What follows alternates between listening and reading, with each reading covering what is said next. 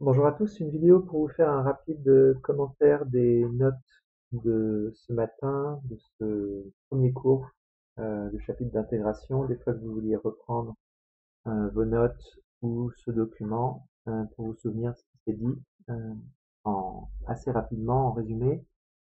Donc il s'agit d'intégration, du chapitre d'intégration. On parle d'intégration sur un segment, c'est-à-dire qu'on va être sur un intervalle de la forme AB avec A et B de nombres réels. Et on a déjà vu que la question, le problème qu'on va se poser, c'est de calculer l'aire sous une courbe entre les deux verticales, x égale a, x égale b. Et on a déjà vu que ça allait faire intervenir ce qu'on appelle les primitives de la fonction f. Et donc on commence par donner cette définition-là. Une primitive de f, c'est tout simplement une fonction dont la dérivée fait petit f. Donc on la note souvent avec un grand F, mais redéfinissez-le à chaque fois, hein, c'est pas une notation universelle. Donc par exemple, une primitive de la fonction qui a x associe x carré, ce serait la fonction qui a x associe x au cube sur 3. Donc ce que j'ai surligné là, c'est la présence des x donne pour souligner que une primitive, c'est bien une fonction. Donc on parle bien de une fonction qui est primitive d'une autre fonction. Alors évidemment, quand on va parler vite, une fois de temps en temps, on dira une primitive de x carré, c'est x cube sur 3. Et à l'oral, ça peut passer, mais à l'écrit, évitez ce genre d'abus. Le plus 28, il est là pour vous dire que si on rajoute une constante, ça donne encore une primitive de la fonction carré. Si vous essayez de dériver x au cube sur 3 plus 28, vous allez tomber sur x carré également. Même chose pour cosinus, dont une primitive serait sinus par exemple, ou aussi la fonction sinus à laquelle on ajouterait n'importe quelle constante. Pourquoi ajouter une constante c'est possible? Parce qu'en fait, euh, une fonction est constante si et seulement si sa dérivée est nulle. Et ça fait que donc deux primitives peuvent être toutes les deux primitives d'une même fonction à la condition nécessaire et suffisante qu'elles diffèrent d'une constante. Donc on peut même écrire la démonstration de ça, c'est très facile. Si g-f est constante, la dérivée de g-f c'est 0, donc la dérivée de g égale la dérivée de f. Et donc g et f sont primitives de la même fonction. Réciproquement, si g et f sont primitives de la même fonction, ça veut dire que la dérivée de g-f est nulle, vu que c'est f moins petit f moins petit f. Et donc la fonction g-f, grand G moins grand f, est une fonction constante. Alors ça, c'est assez intéressant parce que ça nous permet de choisir une primitive particulière si on veut. On a le droit de fixer une valeur. On va voir juste après en quoi c'est utile.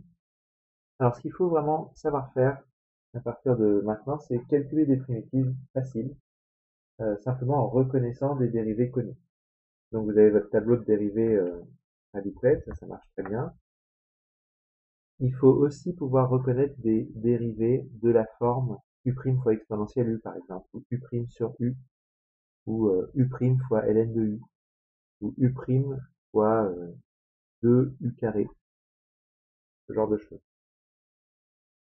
Donc vous verrez un tas d'exemples de fonctions, donc c'est assez facile de repérer la dérivée, il faut prendre l'habitude de les reconnaître. Il y a une petite différence par rapport à une primitive, une fonction usuelle, il ne faut pas que ça vous perturbe, notamment quand on additionne des fonctions, euh, ou qu'on multiplie par une constante, ben, la propriété, enfin en tout cas l'opération de primitivation, comme pour la dérivation, ça se passe bien.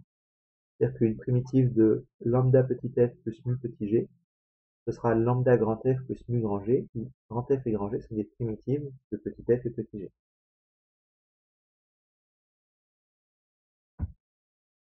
Alors ensuite, ce euh, qu'on a dit, c'est que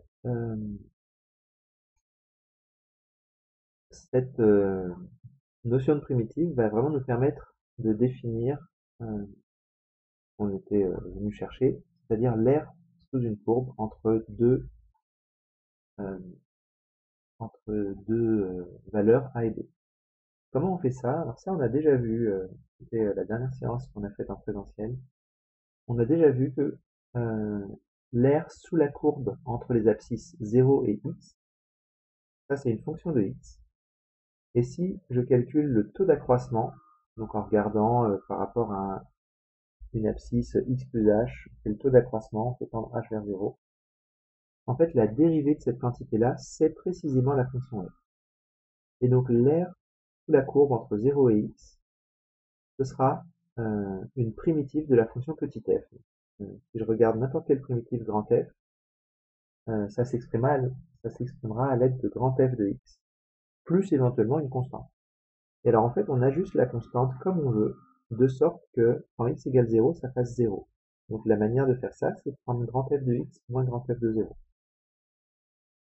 Donc finalement, l'aire sous la courbe entre 0 et x, c'est grand f de x moins grand f de 0, où grand f c'est n'importe quelle primitive. Et donc évidemment, ça se généralise à ce qui se passe entre a et b. Ce qui se passe entre a et b, c'est ce qui se passe entre 0 et b, moins ce qui se passe entre 0 et a.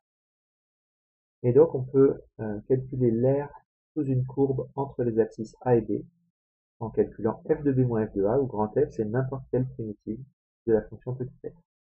Et ça, c'est ce qu'on appelle l'intégrale de a à b de petit f, et ça se note avec le symbole intégral que vous avez déjà rencontré dans votre vie.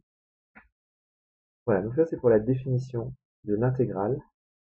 On fait en sorte que ça représente l'aire sous la courbe représentative de petit f entre a et b, et ça se calcule avec une primitive de petit f qu'on évalue entre l'abscisse a et l'abscisse b. Donc grand f de b moins grand f de a, et ça se note entre crochets.